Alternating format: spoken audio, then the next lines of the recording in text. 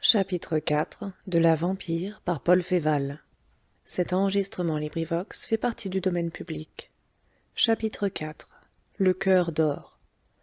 Si la dame aux camélias, cette photographie après décès tirée par Alexandre Dumas fils, le poète charmant et implacable, avait pris passage en temps utile sur un clipper de l'Australian General Company, elle se serait guérie de sa phtisie pulmonaire et figurerait maintenant dans les fêtes du trois quarts du monde en qualité de baronne de n'importe quoi. Elle serait riche terriblement. Elle aurait à ses pieds toutes les illustrations de l'époque et ferait à ses contemporains l'aumône de mémoires en 10 volumes, instructifs, amusants et tout particulièrement propres à former le cœur du XIXe siècle. Il faut une Californie aux prêtresses d'amour, qu'elles soient dames aux camélias de 10 louis ou dames aux giroflées d'1 sou, que l'Eldorado soit le Pérou antique ou la Nouvelle-Galles du Sud. Elles ne toussent plus dès qu'elles s'en vont en guerre, à l'instar de Marlborough, Colomb, Cortés, Pizarre, le capitaine Cook ont découvert et conquis pour elles 2 parties du monde sur 5. M. Benazet a fondé la 6e. Les vites-vous jamais cracher le sang au bruit de l'or remué à la pelle? Ont-elles jamais manqué à aucun tripot, brillant ou humble? Dieu nous préserve de comparer le sordide cabaret d'Ézéchiel au merveilleux champ d'or qui entoure Melbourne, le Paris océanéen, au romanesque placé de la mer Vermeille, ni même à ce gentil paradis de Bade. Entre les tripots, il y a des catégories. Nous voulons dire seulement que tout tripot, hideux ou magnifique, attira ces dames aux fleurs comme la laine attire les mites. Elles y sont bien, elles s'y portent à merveille. C'est là, évidemment, leur atmosphère propre. Il y avait des dames aux giroflées dans le cabaret du brave Ézéchiel, qui était un tripot. Ce pauvre champ d'or du quai de Béthune attirait les aventureuses de la Cité et du faubourg Saint-Marceau, qui venaient voir Midas en guenilles risquer sur une carte sale l'indigente aubaine arrachée au bout de ce pactole pour rire. Ézéchiel seul gagnait à cela un peu d'argent. Que l'histoire de la première épave retirée du fleuve, la bague en diamant, fût controuvée ou authentique, il est certain qu'Ézéchiel en avait très habilement profité. C'était un bonhomme long, maigre, jaune de teint et de cheveux. Il avait la figure plate, le regard insignifiant, le sourire déteint. La ruse en lui se cachait sous une épaisse couche d'innocence. Vous avez tous connu de ces paroissiens, moitié normands, moitié juifs, qui en remontreraient aux Auvergnats eux-mêmes pour la coquinerie. Ézéchiel, avant de passer capitaliste, était pêcheur de son état. Il savait par expérience comment on donne rendez-vous aux poissons en jetant d'avance l'appât abondant à de certaines places. Avait-il préparé ici une place, non point pour les poissons, mais pour les dupes? Cette idée-là n'était encore venue à personne. La seule chose qui étonna dans l'histoire d'Ézéchiel, c'était le rare bonheur avec lequel il avait vaincu les difficultés matérielles qui s'opposaient à l'établissement même de son cabaret. Le quai de Béthune présentait alors comme aujourd'hui un alignement rigide et monumental. Il n'y avait point là de place pour une baraque. De l'autre côté de la pointe, aux environs de l'hôtel Lambert, qui donne son nom maintenant au bain des dames, on trouvait bien quelques masures, mais elles tournaient le dos au lieu consacré déjà par la première trouvaille. Il fallait que le casino fût à proximité de la plage.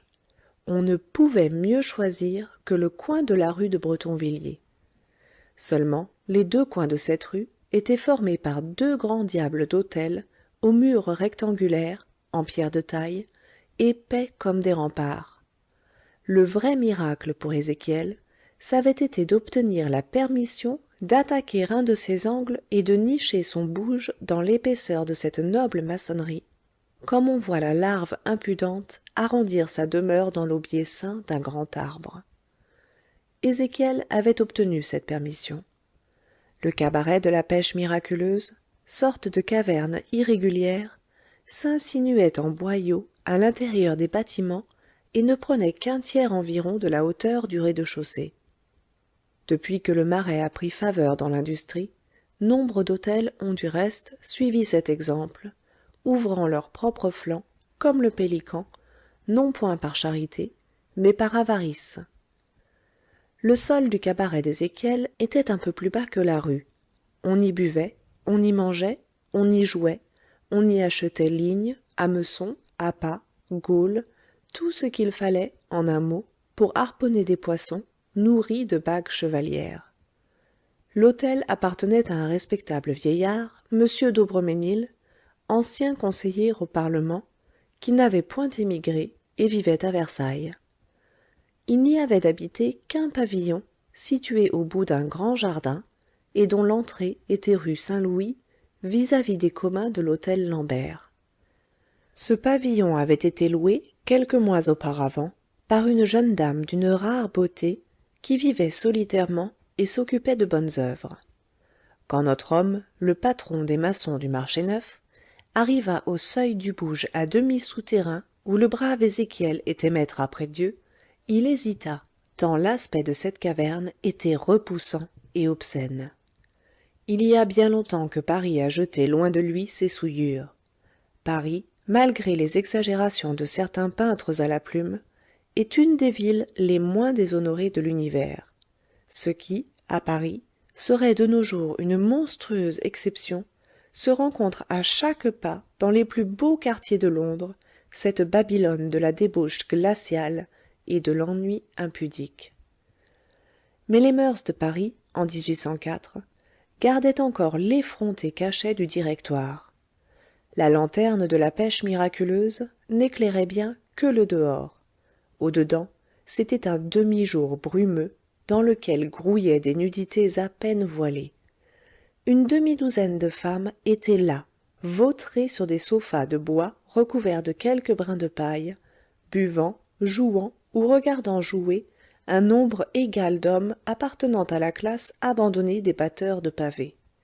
Ce n'était pas français, à vrai dire, pas plus que les stupides et froides nuits de Paul Niquet ne sont françaises. On peut regarder ces hideuses choses comme des emprunts désespérés faits à la dégradation anglaise. Londres seul est le cadre favorable pour ces horreurs sans rémission, où le vice prend physionomie de torture et où les misérables s'amusent comme on souffre en enfer. À Paris, le vice garde toujours une bonne part de forfanterie. À Londres, la perdition sérieuse et convaincue nage dans la boue naturellement comme le poisson dans l'eau. Quiconque a pénétré de nuit dans les spirit shops de l'ancien quartier Saint-Gilles, ou même dans les gin palaces groupés en foule, en pleine ville fashionable, autour de Covent Garden, doit reconnaître la vérité de se dire: à Paris, l'horreur est une mode excentrique. À Londres, c'est un fruit du terroir. Le gardien hésita, pris à la gorge par les exhalaisons fétides qui sortaient de ce souterrain, mais son hésitation ne dura pas. Il était homme à franchir de bien autres barrières. Je sais un autre caveau, pensa-t-il, où l'air est encore plus mauvais. Et il entra, souriant avec mélancolie. Quoiqu'il n'eût, certes, pas l'air d'un grand seigneur par son costume, et qu'un bourgeois bien mis eût regardé avec dédain la grosse étoffe de ses vêtements, il y avait un tel contraste entre sa tenue et celle des habitués de la pêche miraculeuse, que son apparition fit scandale. Il n'était pas sans exemple qu'un honnête homme, excusé par sa passion pour la pêche à la ligne, fût entré de jour chez Ézéchiel, qui tenait, nous l'avons dit, boutique d'engins de toutes sortes.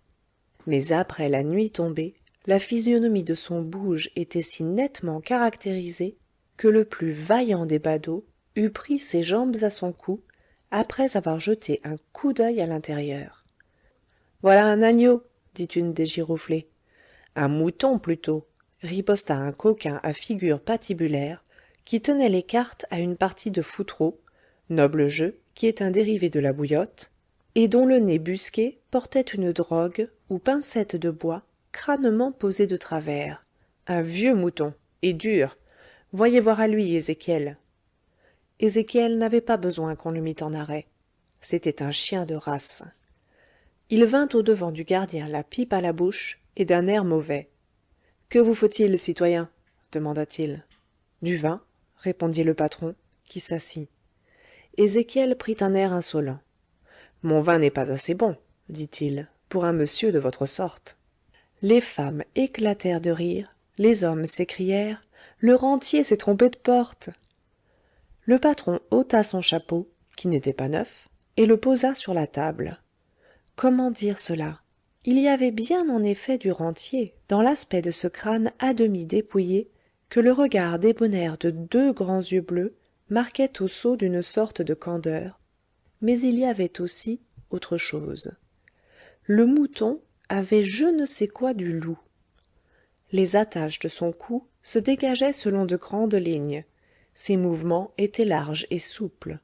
Malgré les allures placides qu'il affectait, on découvrait en lui je ne sais quoi qui annonce le découplement des muscles et fait les athlètes. Les hommes se sentirent mal à l'aise sous son regard, et les femmes cessèrent de railler. « Donne ton vin tel qu'il est, l'ami, » dit-il à Ézéchiel, « et fais vite, j'ai soif. » Le cabaretier, cette fois, obéit en grondant. Quand il revint avec la demi-pinte d'étain pleine et le verre humide, princesses et coquins avaient repris le cours de leurs ébats.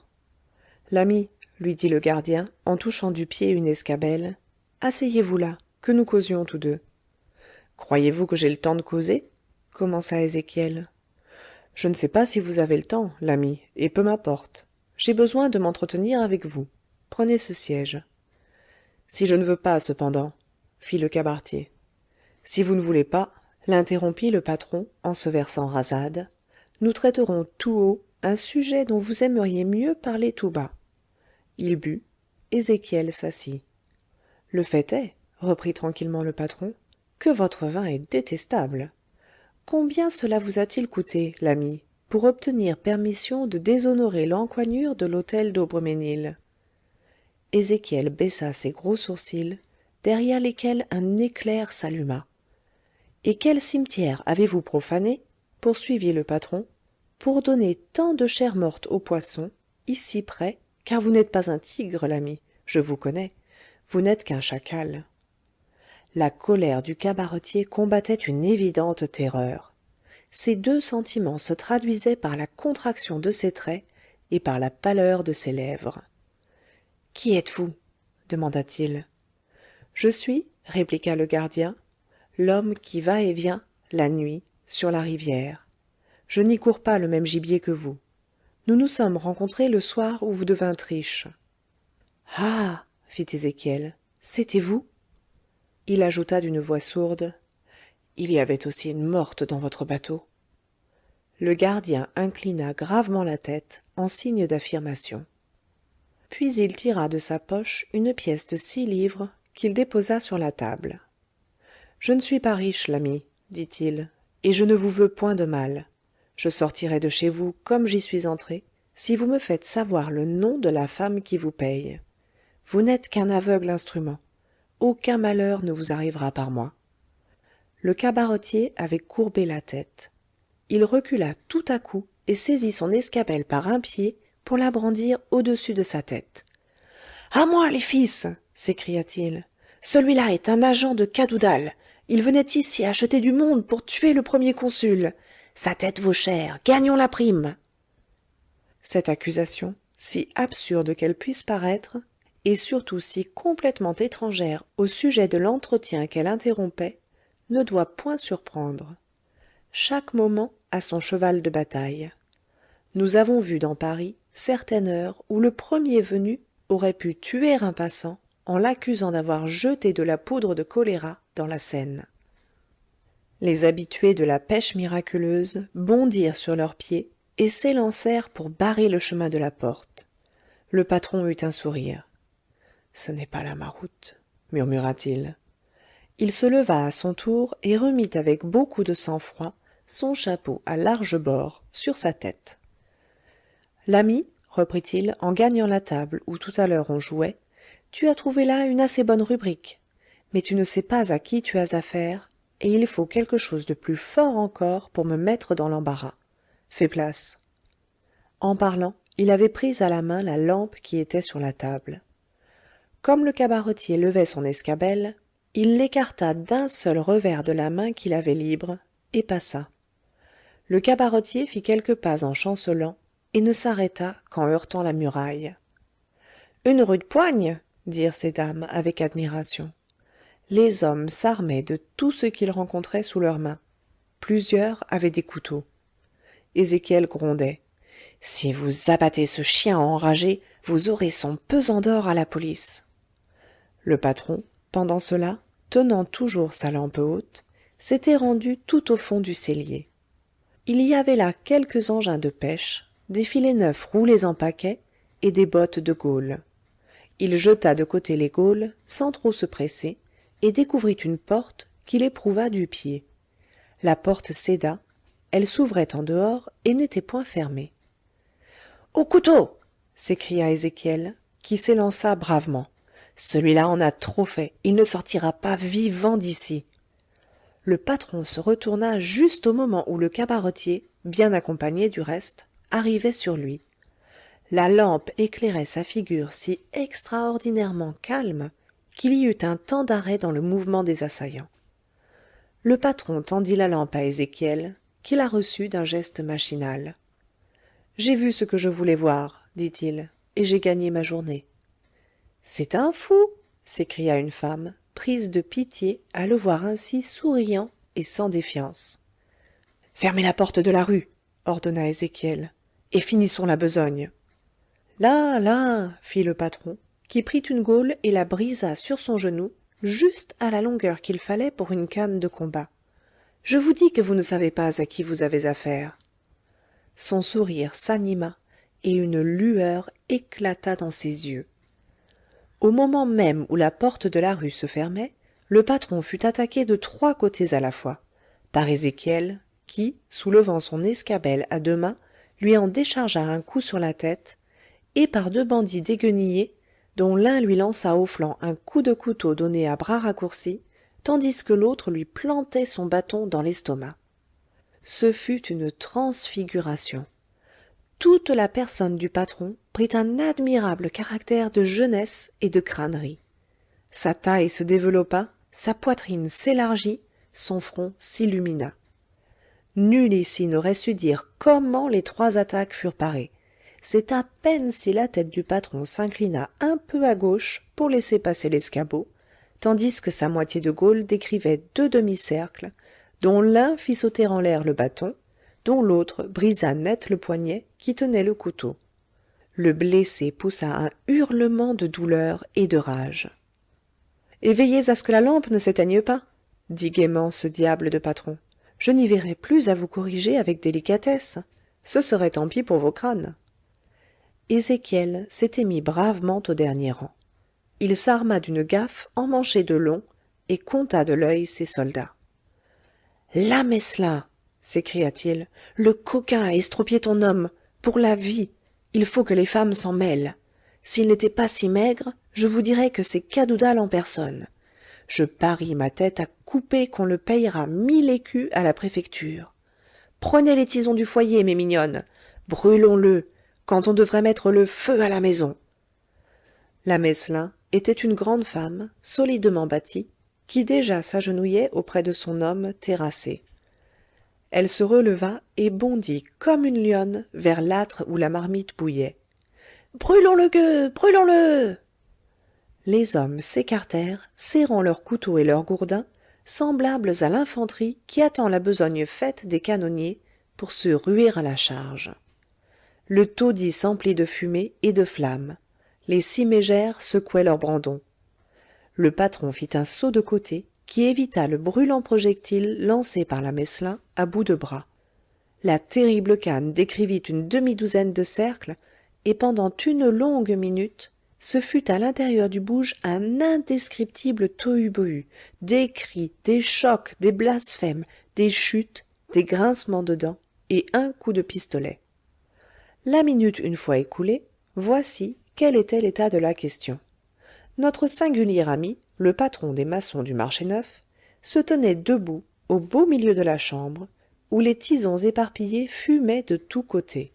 Il avait du noir à la joue droite, et le revers de sa houppelande était largement brûlé, mais on ne lui voyait aucune blessure sérieuse. Au fond du taudis, les filets commençaient à flamber, atteints qu'ils avaient été par les éclats de braise. Ézéchiel n'avait plus sa gaffe emmanchée de long, dont les morceaux jonchaient le sol. En revanche, il portait au front une magnifique bosse, d'un violet sanguinolent, et sa bouche édentée crachait rouge. L'homme de la Meslin se roulait dans la boue, tenant encore à la main un pistolet déchargé. Ses cheveux crépus n'avaient pas défendu son crâne, qui portait une large fêlure. Les autres bandits se tenaient à distance, et les femmes épouvantées étaient pelotonnées dans un coin, sauf la Meslin, qui essayait de soulever la tête fendue de son amant. Il n'y avait pas eu une seule parole échangée entre l'assiégé, seul de son bord, et le troupeau des assaillants. En ce moment, l'assiégé, qui avait perdu l'éclair fulgurant de ses yeux, et qui semblait aussi calme que s'il eût été flânant dans le jardin du Palais-Royal, mit sa canne sous son bras et plongea sa main dans sa poche. « C'est le diable !» grommela Ézéchiel. « Vous êtes 10 contre 1 !» rugit la Meslin, qui se releva ivre de rage. « Attaquons-le tous ensemble, et mon homme sera vengé !» Elle s'interrompit en un cri étouffé. Le couteau qu'elle avait ramassé à terre s'échappa de ses mains. « Ah !» fit-elle en attachant sur le patron un regard stupéfait. « C'est bien pis que le diable! Comment ne l'ai-je pas reconnu? C'est monsieur Gâteloup !» Ce nom de Gâteloup, répété dans tous les coins du cellier, forma un long murmure. L'amant de la Meslin rouvrit les yeux et regarda. Le patron avait retiré sa main de sa poche et nouait tranquillement à sa boutonnière l'objet qu'il avait fait reconnaître. Au premier aspect, cela semblait donner raison aux accusations d'Ézéchiel, car les chouans de Bretagne portaient un objet pareil comme signe de ralliement à leur chapeau ou sur leur poitrine, et Georges Cadoudal devait en avoir un dans sa poche. Mais bien avant les chouans de Bretagne, la frérie des maîtres en fait d'armes parisiens avait consacré ce signe que professeurs et prévôts portaient au côté gauche de leur plastron. C'était un cœur brodé d'or et encadré dans une rosette de rubans écarlates. Chaque maître y ajoutait un signe distinctif, qui était en quelque sorte un blason et qui disait son nom aux initiés. Or, si le patron des maçons du marché neuf était, sous son espèce de bon bourgeois, une célébrité de quartier, recevant des coups de chapeau depuis le palais de justice jusqu'à l'hôtel de ville, sous un autre aspect, comme combattant des bagarres révolutionnaires, comme sauveteur, comme entraîneur ou modérateur du peuple, Gâteloup était une gloire universellement acceptée, surtout dans la classe pauvre. Les bons l'admiraient et l'aimaient, les méchants le redoutaient. Dans le danger, autrefois, lors des batailles civiles, où il avait joué un rôle à la fois terrible et bienveillant, il se faisait reconnaître à l'aide de son écu de maître d'armes. Un cœur d'or dans un nœud de faveur rouge, où 2 raies noires, largement accusées, marquaient une croix de Saint-André. Cela signifiait « Je suis Jean-Pierre Sévérin, dit Gâteloup ». Comme jadis les fleurs de lys d'or sur champ d'azur disaient « Bourbon », les macles accolés « Rohan », et les 16 alérions d'azur cantonnant la croix de gueule en champ d'or « Montmorency ». Dans les luttes antiques, il n'y avait aucune honte pour l'homme brave à se retirer devant un plus fort.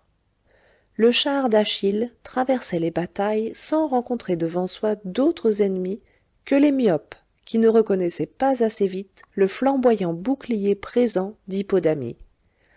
Les coquins rassemblés au cabaret de la pêche miraculeuse n'étaient nullement imbus de préjugés chevaleresques. Il n'y eut pas une seule main pour garder une arme, et la Meslin dit en montrant son homme: « Ah, citoyen Gâteloup, c'est encore de la reconnaissance qu'on vous doit, car si vous aviez voulu, vous ne me l'auriez pas assommé à demi. »« C'est vrai, ma fille, » répliqua le patron, « et si j'ai mis mon nom à ma boutonnière, c'est que la peur m'a pris de vous assommer tous. Éteins le feu, Ézéchiel. Vous autres, faites-moi place. » 2 ou 3 seaux d'eau lancés à la volée sur les filets qui allaient se consumant lentement firent l'affaire. Ézéchiel, le sourire aux lèvres, s'était rapproché du vainqueur. Celui-là devait être un damné scélérat, car il cachait sa rancune sous un air obséquieux et caressant. Mon bon maître, dit-il, ça nous perd la tête de penser qu'il y a un homme dans Paris qui veut tuer le citoyen Bonaparte. Moi qui vous parle, je vois partout le traître Cadoudal. Et quant à ce qui est de la porte du fond, là-bas, elle mène tout uniment à la cave où je tiens mon pauvre vin que vous trouvez si mauvais. Le patron lui mit la main sur l'épaule, et Ézéchiel fut sur le point de s'affaisser, comme si on l'eût chargé d'un poids trop lourd. Ne me faites point de mal, murmura-t-il. Écoute, l'interrompit le patron. Es-tu homme à répondre franchement et honnêtement aux questions qu'on te fera? Quant à ça, mon maître, s'écria Ézéchiel, demandez à tout le monde, je n'ai que trop de franchise. Le cœur sur la main, toujours. Ah, si j'avais eu un tantinet de malice, mon affaire serait depuis longtemps dans le sac. C'est pour une dame que tu travailles? Prononça tout bas le patron. Pour une dame? Répéta Ézéchiel. Voilà une idée. Puis il ajouta en clignant de l'œil d'une façon confidentielle.